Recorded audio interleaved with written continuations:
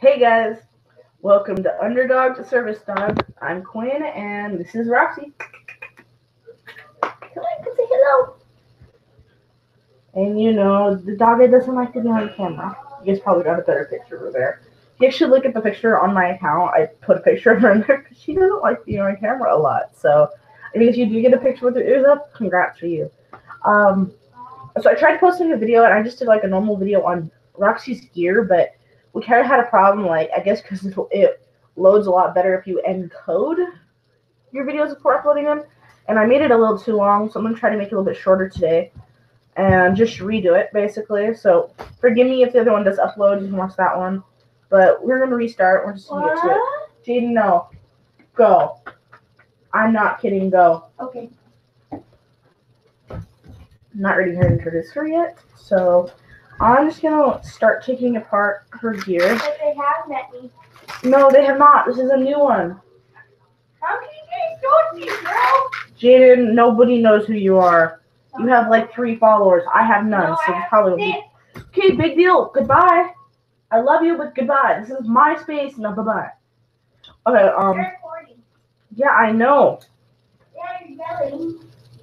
Yeah, and so you're making me look like a bad person, so stop. Yeah, you are. Forgive me, you guys should know little sisters are not the best. They have their moments. First thing I want to start with is Roxy's pull strap that hooks onto her harness. This is one of the few pieces that I made myself. Most of my gear is either handmade, slightly used and sold to me, or other than that, pretty good. You know what I mean? Just your average gear, that type thing. So this is her little pull strap I got.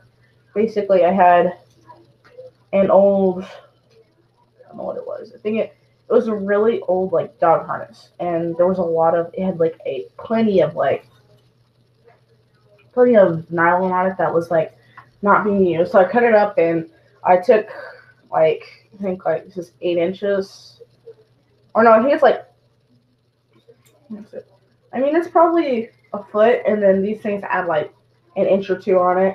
And then I had 2 dollar store leashes, so I just took, you know what I mean, your dollar store, your Dollar Tree. I just took the ends off of those and kept them because I pretty much do anything I can work with for dog stuff. The next thing is a special vest that I made.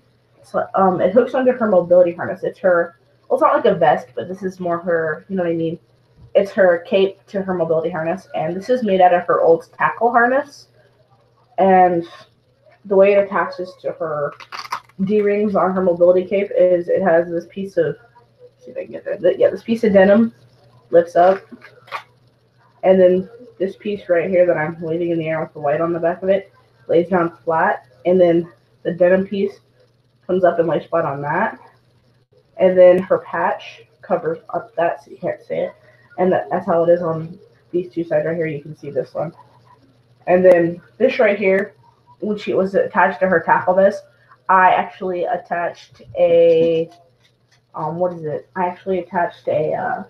belly strap onto it because she had one that went all the way underneath her lower part of her stomach. And then she had one that went up her chest, but she needed one in between those because it was only like a half of a tackle vest. It wasn't full tackle vest, but I didn't like the way it was fitting her, so I made this so that her vest wasn't sliding around when she was doing work or she was guiding, basically. So it worked really well. So then when I cut it, I figured out when I needed a cape and I didn't really have the money to buy a brand new one, I got creative and I took her old one, cut it right down the side on where the Velcro ended on both sides, and voila, we had a cape. And these used to be buckles until like 2 days ago, until I actually got some Velcro, some working Velcro. And then I just did that instead, and it works marvelous. I mean, she can't pull through it, and if she does pull through it, it's not going to break this time. So it works, because that's how she broke it the first time. We were getting ready to go to school. We were on our morning walk yesterday, and she pulled through. I went to go, and when she's on her morning walks, and it's pretty early. I mean, school had just been everybody just went to school, so it wasn't so busy. It was kind of just like a really quiet morning. I mean, the only people that were out were people like shoveling. And I usually do allow her, and I think you guys are thinking I'm nuts, but when we're in the neighborhood and we're on neighborhood streets, I allow her to run ahead of me because she knows how to be off leash, and I trust her, and she's never once shown me that she cannot be trusted off leash. So until that happens, she is welcome to be off leash until we bump into somebody who's got an aggressive dog. Roxy knows not to go after somebody. What's wrong, love? She just mad at me because she thinks I'm trying to do something without her and she wants to be a part of it. What's wrong? Oh, sweet guy. Yeah, she's jealous because you guys are getting all the attention. But yeah, she pulled. We were stopped at. I always make her sit when we get to. I always make her sit and heel by my side when we cross the street. And we're getting ready to cross this. What is it? We gotta cross. We're getting ready to cross the street, and I accidentally said okay because when I was releasing her, I would say okay, go play, and so she thought she just said okay. That was the release word. So I gotta think of a new release word than okay because she thinks okay now is her release word. And she after that incident, she learned that okay was not the release word. She learned that go play was her release word. So okay is just a part of that. So we learned that yesterday, and that was the only time she's ever done it. And I mean, it wasn't like it was a busy street. I mean, we're talking neighborhood streets at like 10 in the morning on a really snowy day. Not a lot of cars, not a lot of busy. I mean, she just kind of got ahead of herself and she got excited. She does like going for walks when we can, but it's like 10 feet of snow outside. Or sorry, exaggerating 5. Okay, lay down, love. Lay down. Yes, you can lay right there. I will accept that.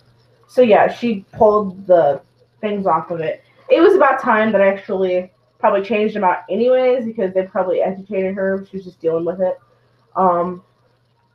So I did the Velcro and actually sewing machined them onto it. So there's no it breaking off anymore, I guess. You know what I mean?